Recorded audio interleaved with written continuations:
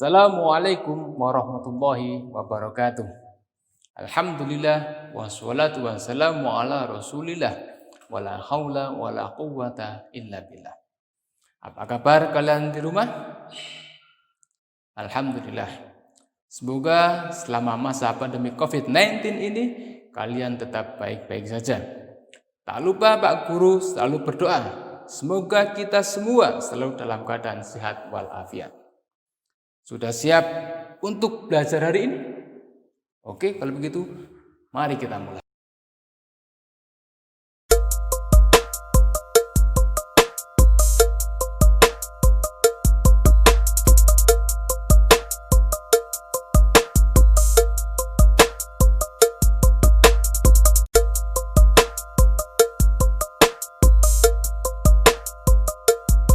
Wahai remaja muslim yang cerdas, jika sejarah menjadi guru kebijaksanaan, maka tokoh sejarahlah yang menjadi keteladanan. Wahai remaja muslim yang berbahagia, kisah dan sejarah yang akan disajikan pada bagian ini merupakan kisah terhebat dalam sejarah peradaban Islam. Kisah yang dimaksud adalah mengenai tumbuh suburnya ilmu pengetahuan pada masa Daulah Abbasiyah yang berpusat di Baghdad di negara Irak. Puncak dari masa keemasan itu ditandai dengan tumbuh suburnya ilmu pengetahuan pada abad ke-8. Saat itu, para ilmuwan muslim sangat produktif dan menjadi pelopor perkembangan ilmu pengetahuan di dunia. Subhanallah. Popularitas Daulah Abbasiyah mencapai puncaknya di zaman Khalifah Harun ar-Rasyid. Oke, mari kita simak tayangan berikut untuk mendapatkan gambaran yang lebih konkret. Pada pembahasan kali ini kami akan membahas tentang Abbasiyah dan masa keemasan Islam. Kekhilafan Islam Abbasiyah merupakan salah satu kekhilafan terbesar umat Islam. Kekhilafan ini berpusat di Baghdad selama 524 tahun. Ia menjadi penguasa dunia dan berakhir pada tahun 656 Hijriah atau 258 Masehi. Pada masa kekhilafan Abbasiyah, Islam dapat dikatakan memasuki masa keemasan intelektualnya. Hal ini ditandai dengan berkembangnya ilmu pengetahuan dan peradaban Islam saat itu. Ilmuwan-ilmuwan muslim seperti Al-Kindi, Al-Khwarizmi, Ar-Razi, Al-Farabi, Al-Biruni, Al-Ghazali, dan sederetan ilmuwan besar Islam lainnya berhasil menciptakan berbagai karya yang dijadikan referensi peradaban dunia. Kegemilangan tersebut tidak lahir begitu saja. Penyebabnya adalah karena kecintaan pemimpin dinasti Abbasiyah akan ilmu pengetahuan. Akibatnya, ia memberikan dukungan besar atas gagasan yang muncul dari tokoh-tokoh ilmuwan muslim dan membangun infrastruktur untuk mendukung perkembangan ilmu pengetahuan dan peradaban Islam. Para pemimpin kekhilafan Abbasiyah membangun kota Baghdad menjadi pusat kiblat peradaban dunia. Berbagai perpustakaan sebagai pusat-pusat telaah dan referensi ilmu pengetahuan berhasil didirikan. Salah satunya bernama Baitul Hikmah. Masa ini berlangsung selama masa kekhilafan Al-Ma'mun. Pada masa khilafah Harun ar-Rasyid, dinasti Abbasiyah berhasil membangun industri kertas. Ini sekaligus menjadi bukti akan kemajuan peradaban Islam masa itu. Kertas yang dihasilkan digunakan untuk menyebarluaskan ilmu pengetahuan, sehingga ilmu pengetahuan dan peradaban Islam dapat berkembang lebih pesat. Kemajuan-kemajuan yang berhasil diraih oleh kekhilafan Abbasiyah juga disebabkan karena gerakan penerjemahan besar-besaran yang dilakukan oleh pemimpin dinasti Abbasiyah pada masa itu. Gerakan ini berlangsung selama 3 fase. Fase pertama selama masa khilafah Al-Mansur sampai Harun ar-Rasyid yang menerjemahkan karya-karya astronomi dan mantik. Fase kedua terjadi pada masa khilafah Al-Ma'mun yang terdiri dari atas buku filsafat dan kedokteran. Dan adapun fase ketiga terjadi setelah tahun 300 Hijriah, terutamanya setelah adanya industri kertas. Selain itu, kehebatan dinasti Abbasiyah mengantarkan Islam pada masa keemasan. Juga disebabkan karena faktor asimilasi yang terjadi di kalangan bangsa Arab dengan bangsa lain yang telah lebih dulu mengalami perkembangan ilmu pengetahuan, yang menjadikan dinasti Abbasiyah berhasil membawa masa keemasan bagi Islam. Masa Daulah Abbasiyah merupakan masa keemasan atau the golden age bagi umat Islam. Pada masa itu, Islam telah mencapai puncak kemuliaan baik dalam bidang ekonomi, ekonomi, peradaban, kekuasaan. Selain itu, juga telah berkembang berbagai cabang ilmu pengetahuan, apalagi dengan banyaknya penerjemahan buku-buku dari bahasa asing ke dalam bahasa Arab. Nah, ilmu ini kemudian melahirkan cendekiawan-cendekiawan besar yang menghasilkan berbagai inovasi baru di berbagai disiplin ilmu pengetahuan.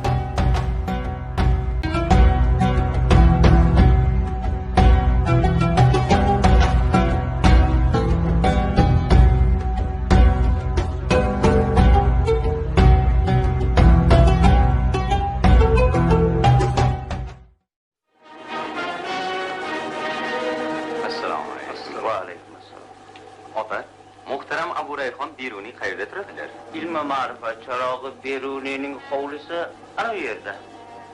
Xo'p, rahmat. Hayır. Rahmat otaxon. Siz kimsiz? Men Ibn Sino'man. İbn Sina?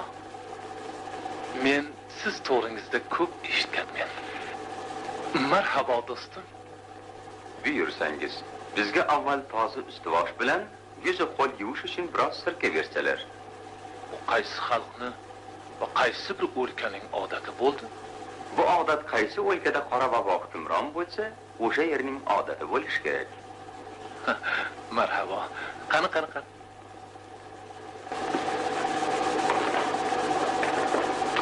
Hurmatli Ibn Sino, bu mash'um qora vaboni davosi bormi? Davosi bor. Buning uchun eng avval odamlarni qora vabo vahimasidan qutqarmoq kerak. Hamma gap qo'rqmaslikda. Balli.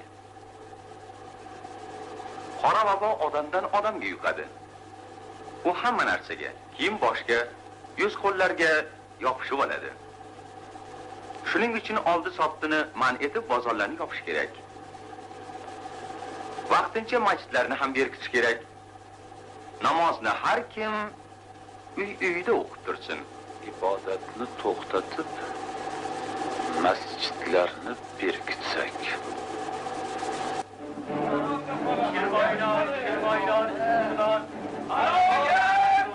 Etmedim demeyin. Bir yerde toplanmayın. Odadan kalkın. Savdegarlar mallarını uymayı yürüp dağıtırlar. Kullarını sirke salınca ilişlerde taklatırlar. Uluk tabi İbn-i Naşit'te edip açmaktalar. Hala oyu. Kasallarına ayrım kanıga yansızıyla. Kasal bokmuşlar. Ürünlerine sirkelip bakta tıkıp olsunlar. Olları yasa. Ermen Özlü'nün bergini çaylar yürüsünler.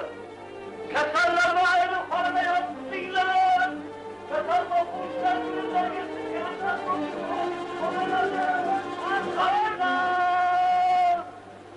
Bozorda, masjitte toplanmancılar. Masjitte her bir kasar kişiden 100 adam bimar oluşu mümkün. Her kim namazını boş uyuda okusan, Hakim Sadık İbn Sina arasındaydır.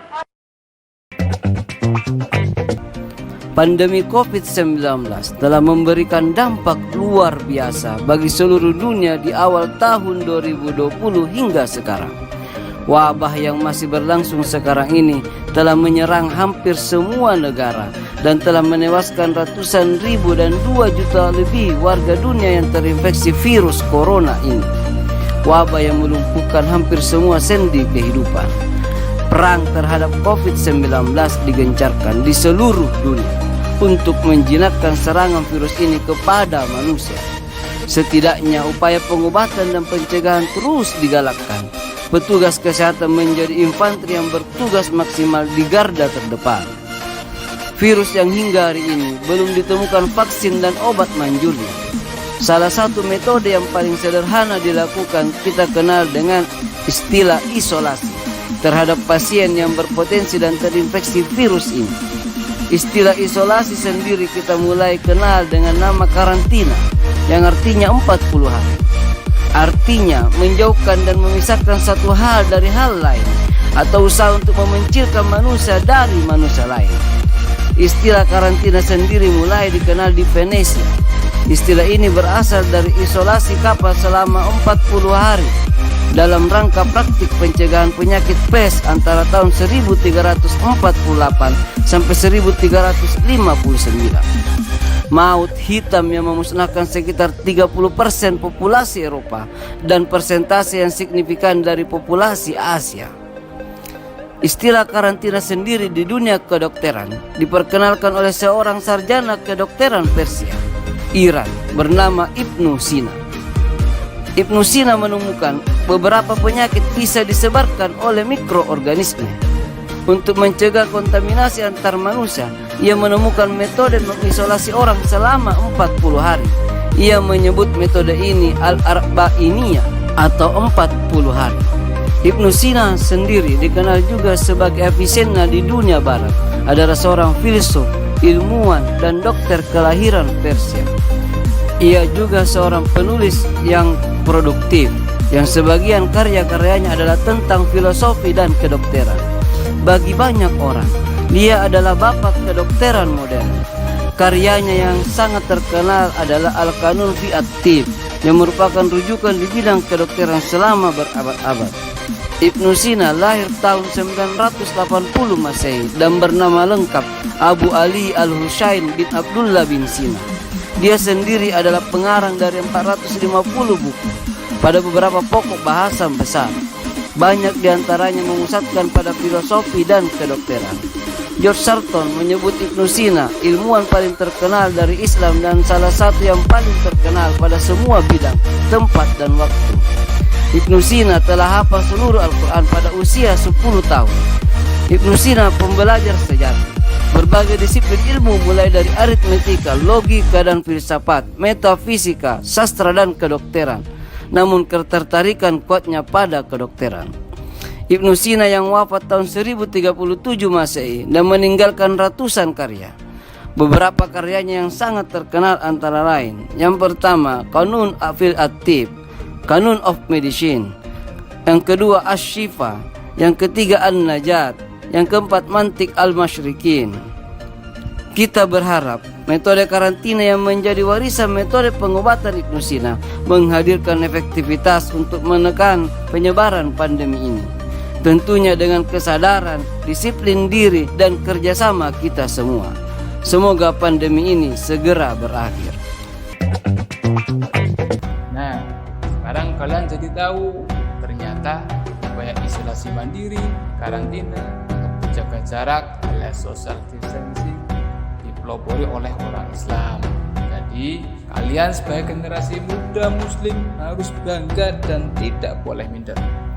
Kalian harus semangat belajar untuk bisa meneruskan apa yang sudah dimulai oleh Avicenna. Tokoh ilmuwan yang akan Pak Guru ceritakan berikutnya adalah Al-Khwarizmi. Mau tahu seperti apa hebatnya beliau? Yuk kita simak bersama-sama.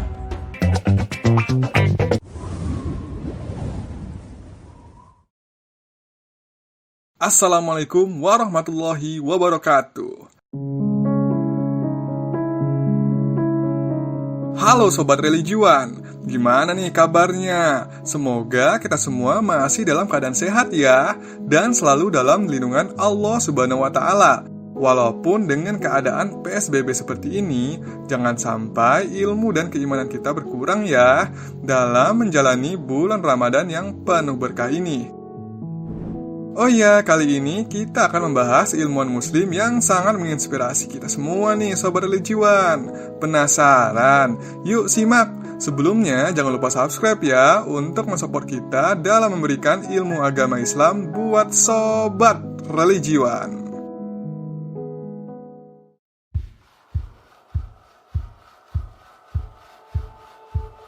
Para cendekiawan muslim telah memainkan peran yang signifikan sepanjang sejarah keilmuan di dunia. Ada ratusan ilmuwan Islam yang terkenal dan populer dengan berbagai penemuannya terhadap peradaban dunia. Beberapa di antaranya pun telah menginspirasi penemuan-penemuan lain mulai dari bidang kedokteran, bedah, matematika, sains, fisika, hingga astrologi. Karena dedikasi para cendekiawan muslim itulah mereka pun tercatat dalam daftar tokoh paling berpengaruh di dunia sampai hari ini. Nama Mark Zuckerberg tidak asing lagi di telinga kita, terutama bagi mereka yang bersentuhan dengan media sosial. Mark tidak lain adalah pemilik Facebook yang mengantarkannya menjadi salah satu orang muda terkaya di dunia. Dalam salah satu komentarnya yang tersebar di medsos, ia berkata, "Saya heran ada orang-orang yang terlalu mengidolakan saya, padahal saya sangat mengidolakan ilmuwan muslim Al-Khawarizmi karena tanpa algoritma dan aljabar, maka jangan pernah bermimpi ada Facebook, WhatsApp, BBM, Line, games, bahkan komputer." Mark benar dan jujur. Lalu siapa Al-Khawarizmi ini? Nama lengkapnya adalah Muhammad Ibnu Musa Al-Khawarizmi, dilahirkan di Uzbekistan 780 Masehi dan wafat di Baghdad 850 Masehi. Dia adalah perintis dalam ilmu matematika dan ilmu-ilmu pasti yang lain. Al-Khawarizmi adalah pelopor dalam penggunaan angka 0 dalam matematika yang dikenal dengan nama algoritma. Ia menulis buku babon tentang matematika, yaitu Alkitab Al-Mukhtasar fi Hisab Al-Jabar wa Al-Muqabalah, atau kompendium tentang hitung aljabar dan persamaan tahun 825 Masehi. Eropa baru mengenalnya pada tahun 1140 Masehi atas jasa Robert Chester yang menerjemahkan ke dalam bahasa Latin. Sampai saat ini, metode Al-Khawarizmi masih tetap digunakan, yang dalam bahasa Inggris dikenal dengan algorithm.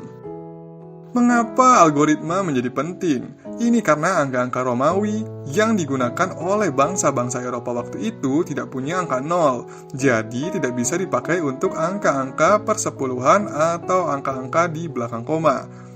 Angka Romawi juga tidak mungkin dilakukan penjumlahan dari atas ke bawah, dan hanya bisa dilakukan dengan cara algoritma. Alhasil, dengan temuan algoritma, kita bisa mengenal komputer, ATM, medsos, bahkan sampai game yang ada di HP pintar yang jamak dipakai oleh para penggunanya. Hanya dengan algoritma, semuanya terpecahkan. Peradaban Romawi kuno, peradaban Jepang, Tiongkok, Korea, bahkan India tidak mengenal asas algoritma itu. Maka sesungguhnya dunia berutang budi pada peradaban Islam. Tanpa algoritma, nggak kebayang deh bagaimana kita akan menghitung uang yang triliunan. Juga bagaimana kita bisa menyelesaikan soal-soal deret hitung, deret ukur, dan seterusnya. Pengakuan Mark Zuckerberg kepada Al-Khawarizmi merupakan penghargaan terhadap ilmuwan yang satu ini. Tinggal kita, umat Islam, bagaimana mampu menggali nilai-nilai yang ada untuk kemajuan kemanusiaan yang lebih baik lagi. Demikian adalah bagaimana Islam memiliki ilmuwan yang sangat menginspirasi kita dan membuat kita bangga akan agama Islam. Anak-anak, setelah melihat tayangan tersebut, marilah kita merenung bersama. Marilah kita tanyakan pada diri sendiri, sudah sejauh mana kita belajar? Dan adakah alasan bagi kita untuk tidak mengidolakan tokoh muslim tersebut?